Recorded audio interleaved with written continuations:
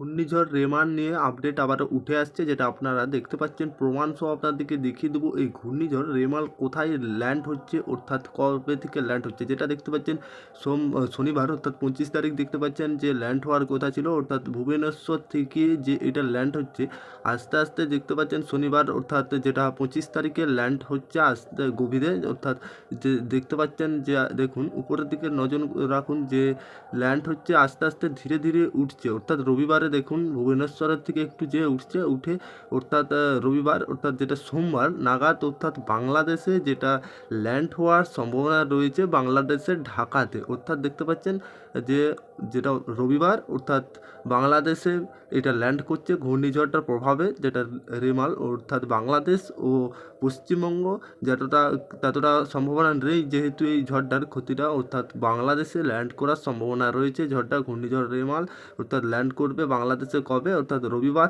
আর যেটা 26 তারিখ অর্থাৎ রবিবার কিংবা সোমবারে বাংলাদেশে ল্যান্ড হচ্ছে এই ঘূর্ণিঝড়টা, যেটা ল্যান্ডের প্রভাব হতে পারে। অর্থাৎ আর দেখতে পাচ্ছেন যে বাংলাদেশের ঢাকাতে এই ঘূর্ণিঝড় রেমাল ল্যান্ড হচ্ছে।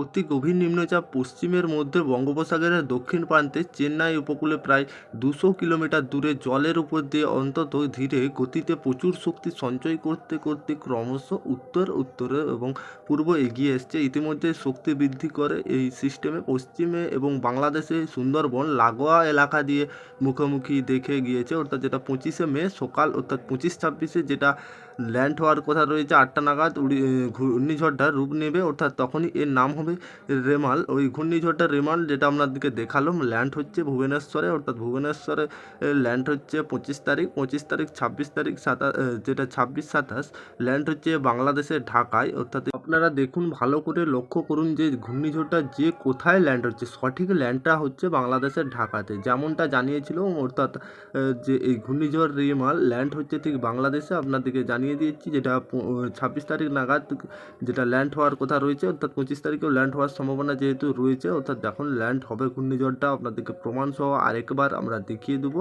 পরবর্তীতে। তার আমরা অবশ্যই আমাদের চ্যানেলে নতুন হয়ে থাকলে চ্যানেলটি সাবস্ক্রাইব করে অন নোটিফিকেশান অন করে রাখবে পরবর্তী লেটেস্ট আপডেট পেতে। দেখতে পাচ্ছেন যে ঘূর্ণিঝড়টা ল্যান্ড হচ্ছে ধীরে ধীরে যে বাংলাদেশ ঢাকাতে এটা প্রভাব পড়বে একবারে গ্যারেন্টি সঠিক, যেটা বাংলাদেশ ঢাকাতে প্রভাব সম্ভাবনা রয়েছে রেমাল।